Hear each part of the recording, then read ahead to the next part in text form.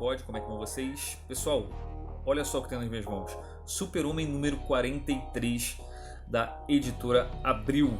Olha o selinho aqui da Abril, né? Essa revista aqui, que foi publicada em janeiro de 88, olha só, deixa eu pegar o foco aqui, 7 de janeiro de 88, né?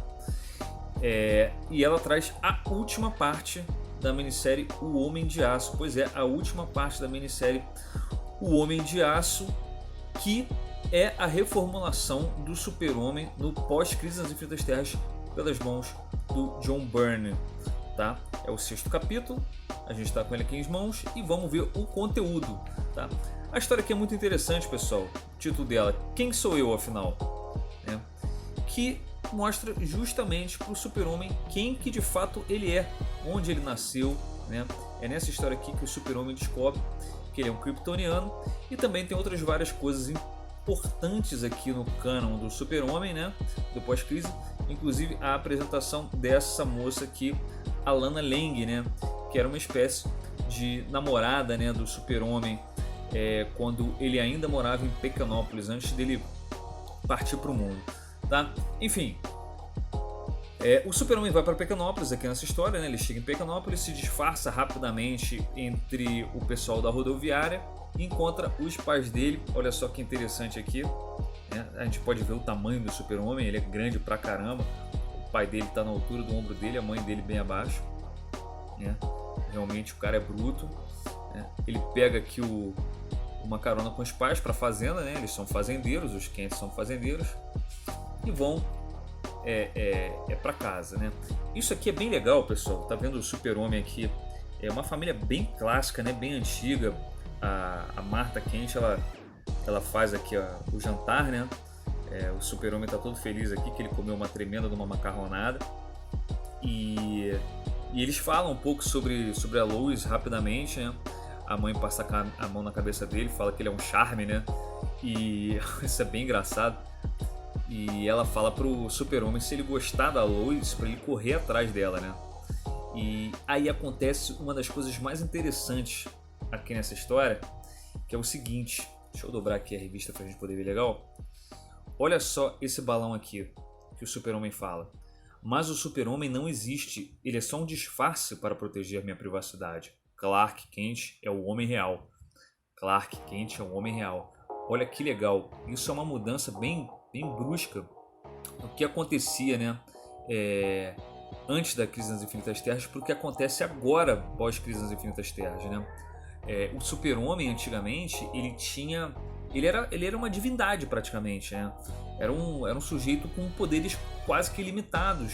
O tempo todo tinha um poder novo para o Super-Homem. O Super-Homem conseguia viajar no tempo. Era uma coisa absurda de inconcebível, né?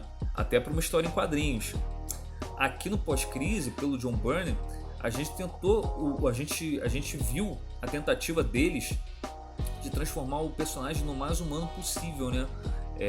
Para que ele tivesse uma história palpável, pelo menos. Então, isso aqui ajuda a gente a perceber um pouco disso, né? E essa humanidade do Super-Homem aqui, ela se dá muito também pela essa questão familiar, né?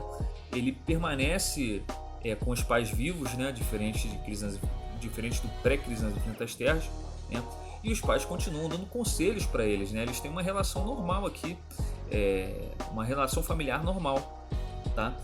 Essa parte aqui é muito legal da história, pessoal. Mas enfim, vamos dar sequência. O Super-Homem tenta dormir, ele não consegue dormir porque ele queria saber mais ou menos o que o pai dele queria falar para ele. O pai dele queria falar uma coisa para ele, a mãe interrompe ele com uma cotovelada aqui bem no fígado, deve doer pra caramba isso, Dona Martha Kent, né? E aí ele vai fazer o que toda pessoa que tá com insônia faz, vai na geladeira, pega uma tremenda de uma torta aqui, olha. E aí o que acontece? Pá, olha a arte do John Byrne aqui, o impacto do Super-Homem quando aparece uma imagem holográfica do Jor-El na frente dele. É a primeira vez que o Super-Homem vê o Jor-El, né? Mesmo que numa imagem holográfica. Olha que interessante. Olha a arte do John Byrne, olha os detalhes na geladeira, olha a torta caindo, que interessante, cara.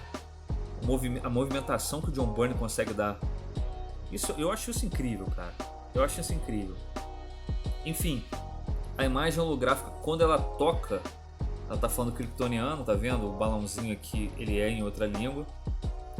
E aí quando a imagem toca no rosto do Clark, do Super-Homem, ele viaja, ó. Ele tem uma queda, ele olha ao redor dele e ele se vê em Krypton, né? As pessoas fogem dele. Olha a Lara, ele tem um contato com a Lara, a mãe dele, né? Não, você não é Jor-El, mas seus olhos e sua boca são iguais aos dele. Sim, você é meu filho. Seu o quê? E aí ele começa a acordar e ele vê a Lara. A Lara encontrou... a Lana Lang. A Lana Lang encontrou ele correndo pelo matagal e foi até ele, né? E aí acontecem coisas interessantes aqui também. Primeiro que é a primeira vez que a Lana adulta, né, depois da escola, aparece aqui no pós-crise, mas é a primeira vez que ela tem um espaço de fato, né? Antes ela apareceu em um par de quadrinhos, coisa nesse sentido, né? E ela explica aqui, olha só que interessante, ela vai explicando pro Clark o que aconteceu com ela, né? Que os pais tinham dito para ela que ela tinha saído da cidade, né? E ela pediu para os pais do Clark não contarem para ele que ela tinha voltado. Ela voltou a morar na casa da falecida tia dela, ó, a tia Ellen, né? E mostra também que o Super-Homem deixou Pequenópolis, né? Smallville, né? O pessoal chama hoje de Smallville. Super-Homem virou Superman, Pequenópolis virou Smallville. Realmente é para enlouquecer qualquer um. Enfim, ela fala que ele saiu há 10 anos, olha, de Pequenópolis. Entendeu? Olha que bacana.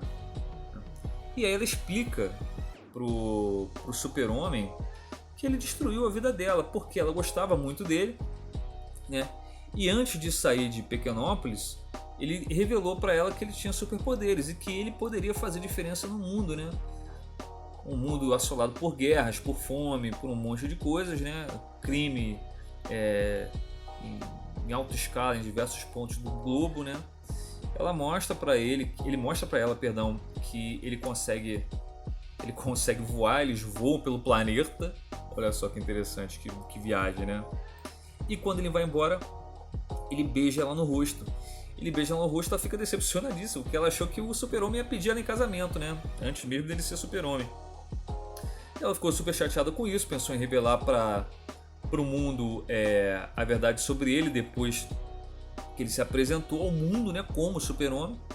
Mas ela desistiu, eles têm uma amizade, né, ainda de infância, e seguiu a vida dela, conseguiu seguir a vida dela, né? O Super-Homem fica meio chateado aqui, vai dar uma volta de uma forma meio esquisita, ele pensa na Lois, ele fica pensando, cara, qual é o meu mundo, olha só, mas qual mundo que ele pertence? Porque ele viu aquela criatura, né, que chamou ele de pai, o Jor-El, né?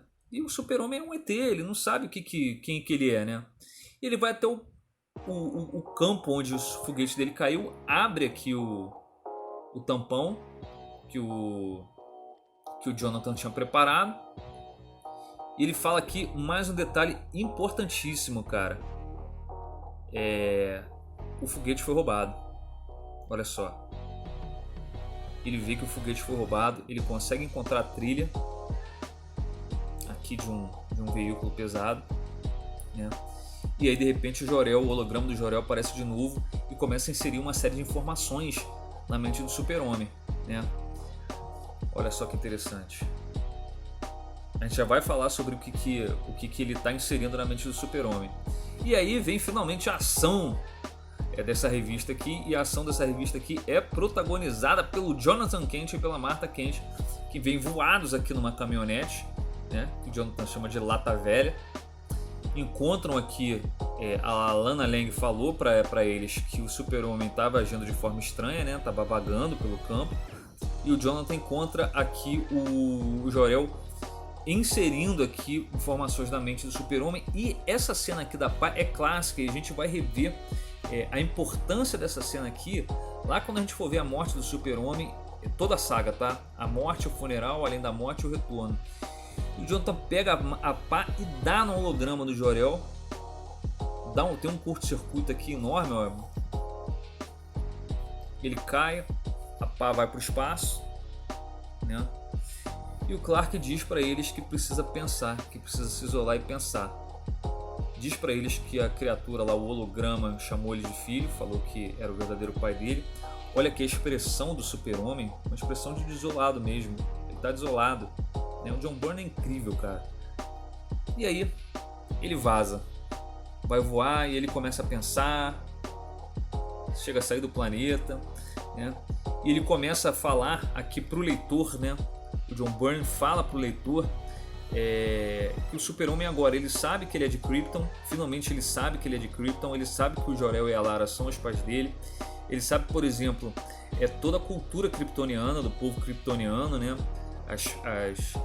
As orações, as religiões dos kryptonianos ele conhece 7 idiomas, os 7 idiomas principais de Krypton, né? É uma pá de informação que o Jor-El estava inserindo na mente do Super-Homem, por isso que ele estava passando tão mal. E uma coisa muito importante que ele fala aqui também é que ele tem 28 anos. O Super-Homem tem 28 anos aqui no pós-crise, olha só que legal, né? Ele não é aquele super-herói que parece um homem de meia idade, né? Que a gente estava acostumado a ver antes, né? Os super-heróis eles tinham uma fisionomia mais velha, né? Como se tivessem 40, 50 anos de idade, né? Vocês podem ver pelo George Reeves, que interpretou o Super-Homem no último seriado antes de surgir o Christopher Reeve, né? No filme de 1978. O George Reeves, por exemplo, ele já tinha bem mais idade. O George Reeves, eu acho que ele tinha uns 50 anos quase, ou já tinha passado dos 50 quando ele interpretou o Super-Homem no seriado televisivo, né? Enfim, ele tem 28 anos aqui, mas ele sabe que os pais dele, pra valer mesmo, são Jonathan e a Martha Kent, e que o planeta dele é a Terra, né? Ele foi concebido em Krypton, mas ele só nasceu quando o foguete aterrissou e o Jonathan e a Martha Kent abriram o foguete para ele. Esse é o encerramento aqui, olha a imagem impactante, vamos ver de novo aqui do Super-Homem pelo John Byrne, né? Imagem bruta, olha o tamanho da logo, né, do S no peito do Super-Homem, eu acho isso muito legal. E a pose, né, cara? O Super-Homem é uma figura imponente realmente, né? Beleza, pessoal, essa aqui é a última revista, né, o Super-Homem 43, que trata da reformulação do Homem de Aço, né, pelas mãos do John Byrne. A gente viu todas elas aqui, deixa eu separar para vocês verem, olha. Perdão, tá faltando uma aqui.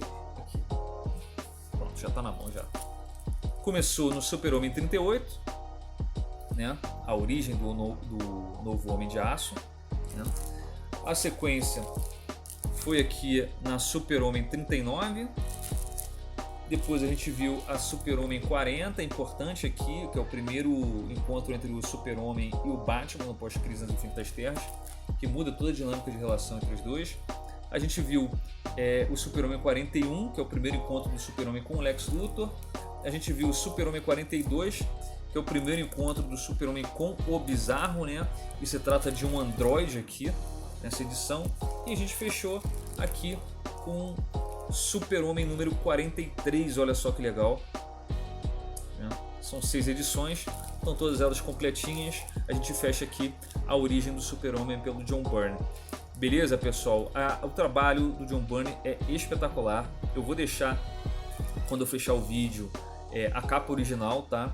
Para vocês verem como foi lá nos Estados Unidos. Não é exatamente assim, tá? Com o Super-Homem aqui voando, mas tem a Lana Lang aqui sim. Enfim, e a gente vai continuar vendo, pessoal, mais histórias do Super-Homem dessa fase aqui, tá? Pós-Crise das Infinitas Terras, que vai ser muito interessante. Muito em breve a gente vai ter também a origem do Batman aqui no canal, da Mulher Maravilha, do Lanterna Verde Hal Jordan, dentre outros, tá bom? Espero que vocês tenham curtido. Quem gosta dessa fase aqui do Super-Homem, deixa um comentário aí embaixo, vamos conversar a respeito. Falou? Grande abraço para vocês.